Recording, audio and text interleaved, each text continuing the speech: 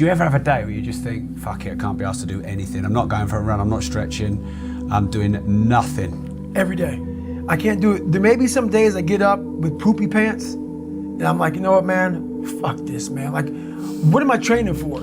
Yeah. I have no race on the docket. Why am I having this such a structured life? Why? And I'm like, you know what? I'm good. I'm done. I retire every day.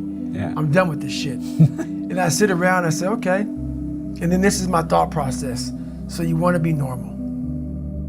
So you just want to be like everybody else that roams the world, not knowing the power that's in them. Being fine with being mediocre. You want to go back to who you were, huh, David? I'm like, fuck that, man. And you have that conversation with yourself every day? Not every day, it's those bad days. Yeah.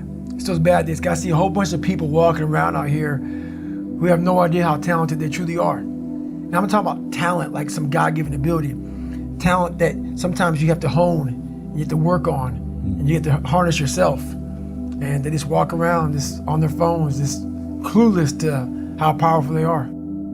The biggest thing you have to do is shut off technology. You have to go dark. And what I mean by that is you have to be quiet in your mind, get away from people. We love being around people, we love talking, we love parties, we love all that shit. It's okay to be alone. It's also okay to be unhappy.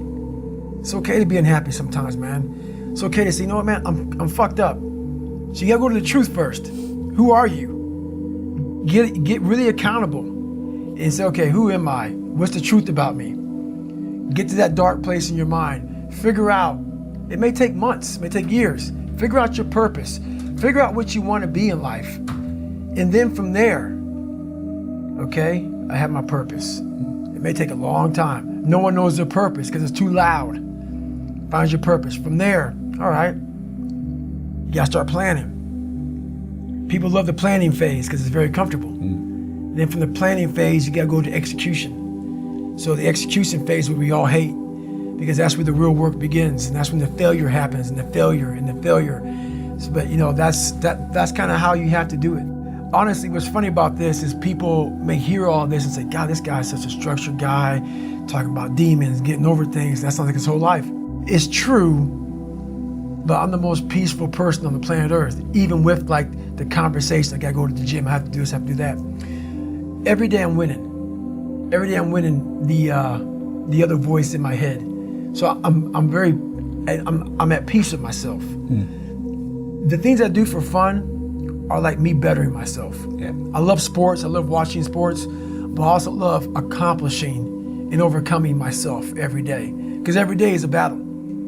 Every day is a battle because your mind wants to choose the path of least resistance. Every day. But you don't become better by ever doing that. You become normal. And I don't want to be normal. So it may not be a life for everybody, but I find a lot of peace in not being normal in my life. So if you could define happiness for you, maybe we did there, but if you could define happiness for you, what would that be? It's overcoming yourself. Yeah. At all costs, whatever that takes. To be at the point of your life where you don't care about being judged.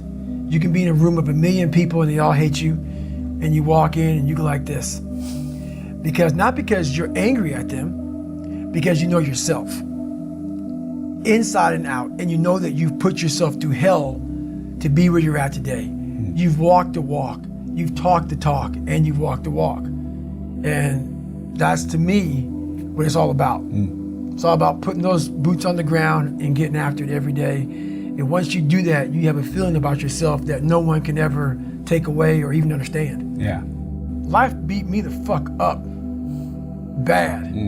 I mean, I was knocked out in the 12th round of a 15-round, heavyweight bout. I was knocked out. But what happened was, in the 12th round, when the challenger turned his back on me, I was getting the fuck up. And I got up and won the next 3 rounds and knocked that motherfucker out in the 15th round. So that's my mind about can't hurt me. I was hurt, man.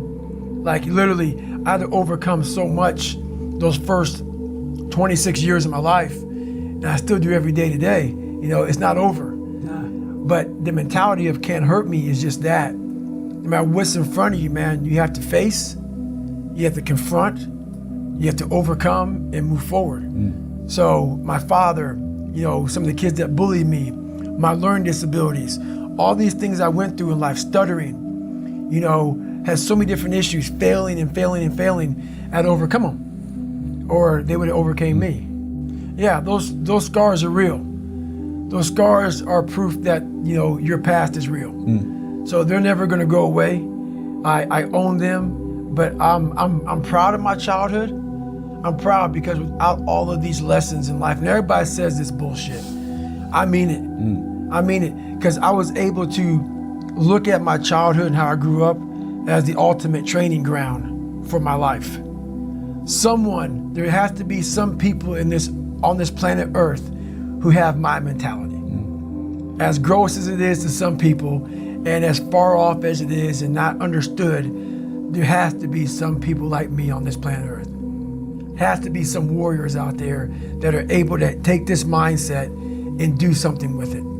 So that right there, once you are able to look at your life and realize that all these bad things are actually the ultimate training ground for what you're going to, you know, encounter in life, you start looking at your past very differently. And do you think that your past still driving you now every day? Not at all. No. Not at all, because what I'm doing now, there's not enough fuel in my past. Because you've owned it. I've owned it. You've sorted it out, yeah. And it's kind of weird, man. Once you own that, and once you sort it out, that flame goes out. But so does some drive, I guess, because you have That's right. pain you're trying to get rid of. It's amazing how powerful anger is. It is a very, very powerful thing, but it can't overcome everything. No. Were you angry then? I was angry once I was able to uncover the rug and look at all these different shells that I collected over the years and say, wow, that fucked me up. And that one fucked me up even worse than that one. And shit, that one was real bad. And because what happens is when you start to collect all these shells, and these shells are bad things of your life, and you put them in your nice treasure chest and you hide them, you know, because